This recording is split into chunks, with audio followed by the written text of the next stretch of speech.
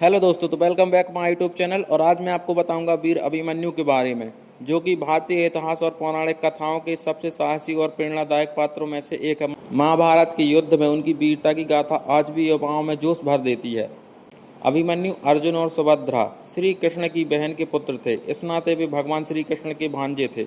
उनका विवाह राजा विराट की पुत्री उत्तरा से हुआ था। उनके पुत्र का नाम परीक्षित था, जिन्होंने कुरु वंश को आगे बढ़ाया और कलयुग की शुरुआत में शासन किया। उनका बचपन अपनी नन्हीहाल द्वारका में बीता, जहां उन्होंने श्री कृष्ण और प्रद्युम्न से युद्ध कला सीखी।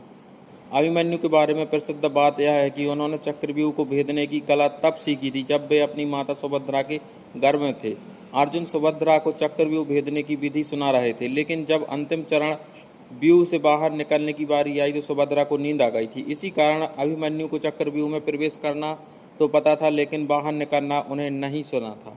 कुरुक्षेत्र के युद्ध में 13वें दिन द्रोणाचार्य ने पांडवों को हराने के लिए चक्रव्यूह की रचना की। जब अर्जुन कहीं और युद्ध में व्यस्त थे, तब मात्र 16 साल की आयु में अभिमन्यु ने इस चक्रव्यूह को भेदने का बीड़ा उठाया। अभिमन्यु ने अकेले ही चक्रव्यूह के 6 चरणों को पार किया और दुर्योधन के पुत्र लक्ष्मण का वध कर दिया।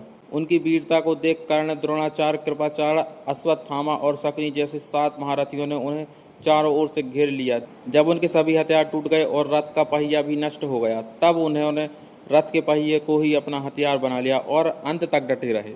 युद्ध के नियमों के विरुद्ध जाकर 7 महारथियों ने मिलकर निहत्थे अभिमन्यु पर प्रहार किया, जिसके कारण वे वीरगति को प्राप्त हुए। उनकी मृत्यु ने पूरे पांडव पक्ष को झकझोर दिया और इसी के बाद अर्जुन ने जयद्रथ के वध की प्रतिज्ञा ली। अदम्य साहस जानते हुए भी कि वह बाहर निकलने का रास्ता नहीं जानते थे, फिर भी वे धर्म की रक्षा के लिए व्यूह में कूदे। इतनी कम उम्र में उन्होंने द्रोणाचार्य जैसे गुरु द्वारा रचित व्यूह को लगभग ध्वस्त कर दिया था।